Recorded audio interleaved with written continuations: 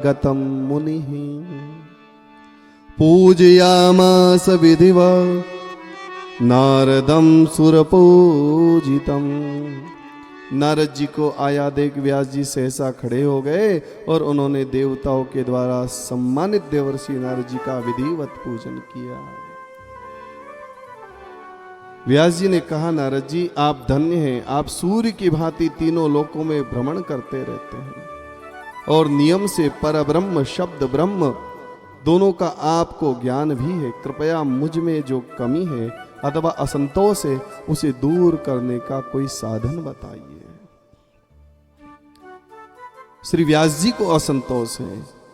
नारद जी ने कहा, महर्षि आपने धर्म आदि पुरुषार्थों का जैसा निरूपण किया है वैसा निरूपण भगवान श्री कृष्ण की महिमा का नहीं किया। वैसा ही आप निरूपण भगवान की महिमा का करिए, श्री कृष्ण की महिमा का करिए। भगवान आपकी दृष्टि अमोघ है। धर्म के नाम पर आपने मनुष्यों को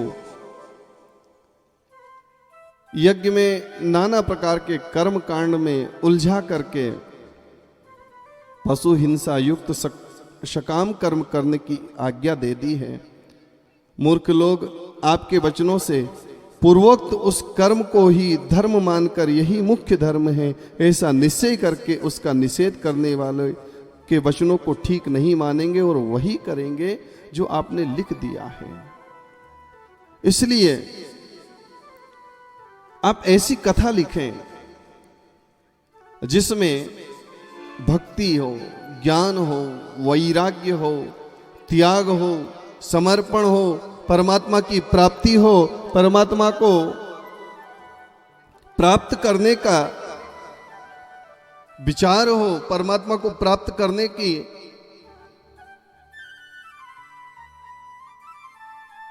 विधि हो।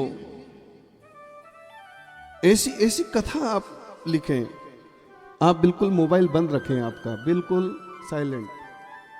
आपकी आवाज हमारे कानों तक आती है। हम बोलना नहीं चाह रहे थे पर बोलना पड़ रहा है।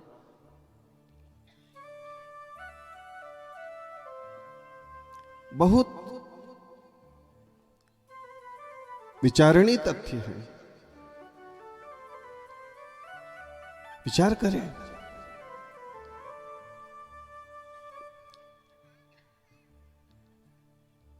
आप सत्य संकल्प करें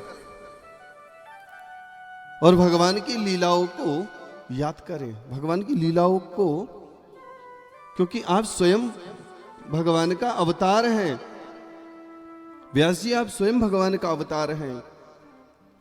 आप सत्संग रूपी गंगा को बहाने का प्रयास करें, क्योंकि सत्संग में बड़ी ताकत है भैया। सत्संग में बहुत बड़ी ताकत है।